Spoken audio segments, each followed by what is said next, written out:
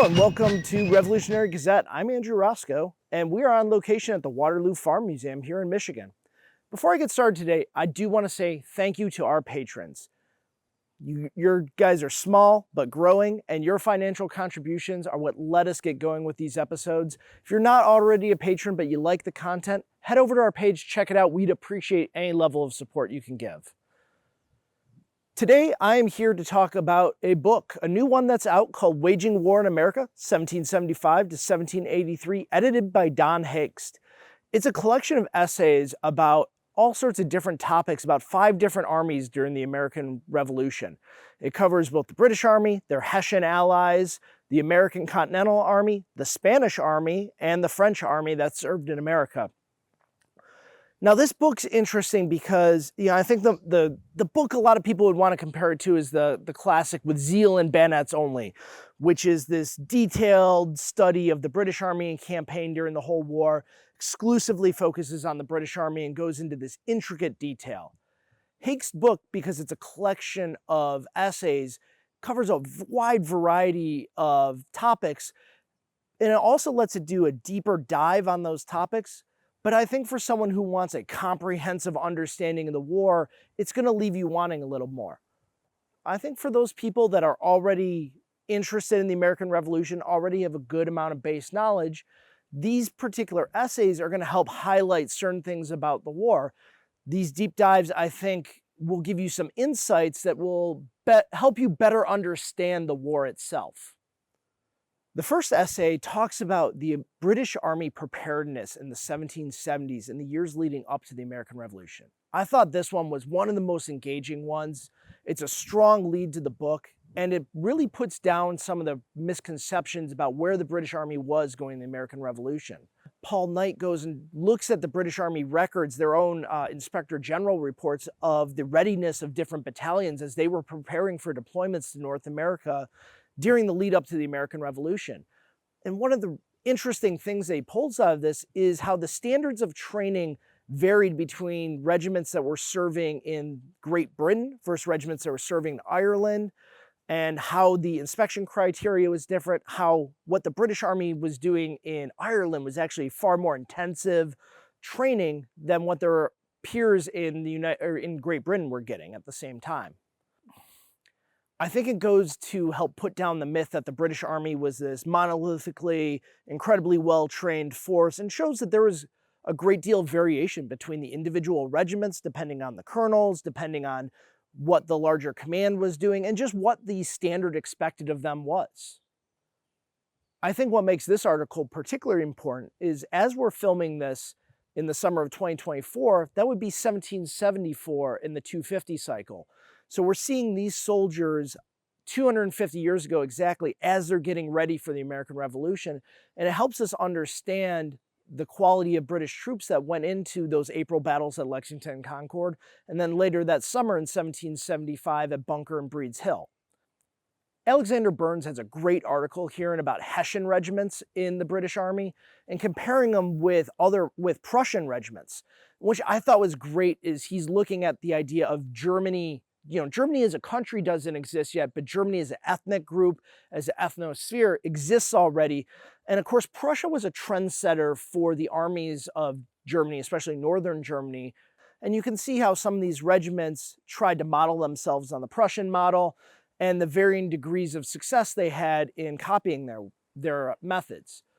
I think one of the other interesting things about this article is I've always had this impression of Hessians in the American Revolution as kind of behind the time, very stolid, very slow-moving, methodical.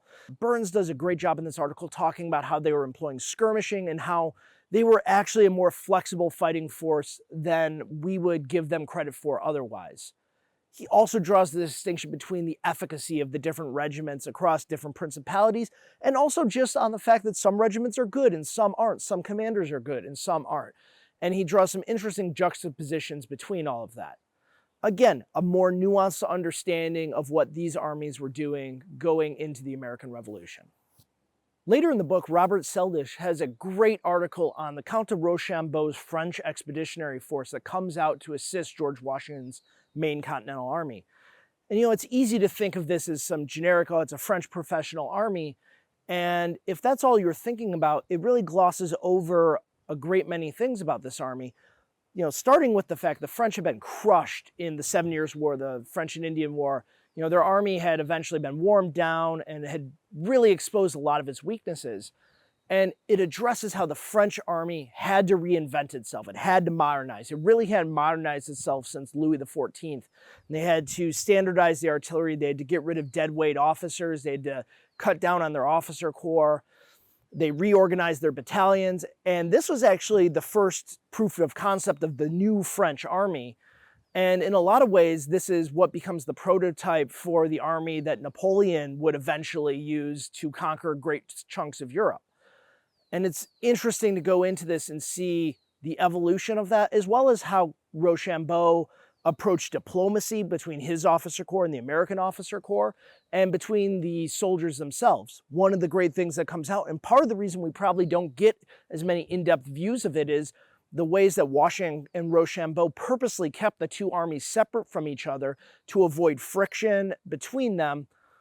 It was something I hadn't really thought about before, and I thought it was very enlightening about the nature of that relationship. You think about it, that you have this army from the ancient regime over here next to this revolutionary army fighting for a republic. And for the French, there's, of course, you want to prevent this diffusion of those revolutionary ideas back to your own army. In the middle of the book are two great and complementary articles by Christian Blackstone and Don Haigst, and they discuss the Continental Army and the motivations behind the army during the middle part of the war. Blackstone's article talks about desertion and mutiny in the army, particularly focusing on mutiny. And her argument in it is discussing that mutiny was the soldiers having a voice in the revolution.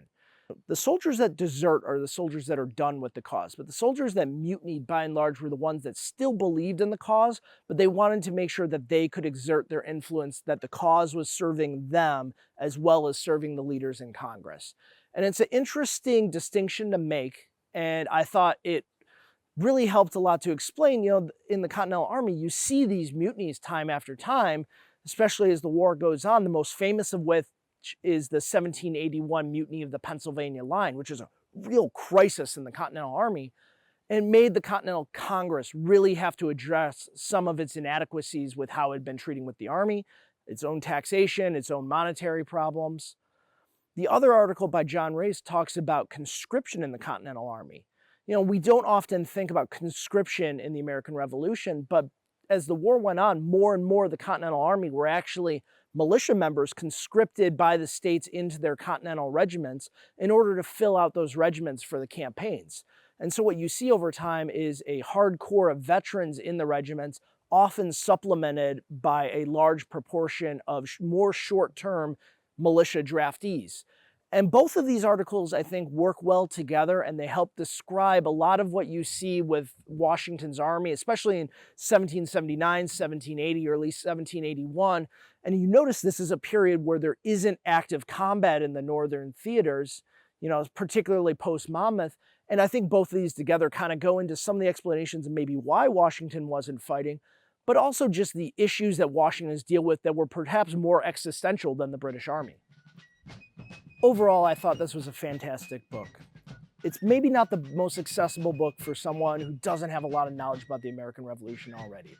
This is deep dive on some specific subjects. However, if you've got a broad understanding of the war already, you're read on it, this book is going to open your eyes to some new things. It's going to make you think about things in a different way. And that's why we read, isn't it? Waging War in America, 1775 to 1783, edited by Don Haigst. It's a fantastic book. I highly suggest it for you. And for Revolutionary Gazette, I'm Andrew, and we'll catch you next time.